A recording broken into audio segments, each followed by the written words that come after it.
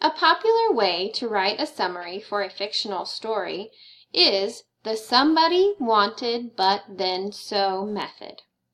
In this story, our somebody is the lion. What the lion wanted was to eat the mouse. But the mouse convinced him not to, saying that he will one day return to help the lion. Then the lion got into some trouble. He was caught in a hunting net. So the mouse kept his word and helped the lion get free by chewing through the rope.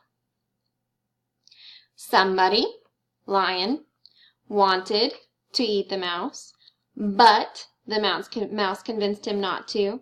Then the lion gets caught in a net, so the mouse helps him out. And bonus, there's a moral at the end of this story. Even something small can be a great help.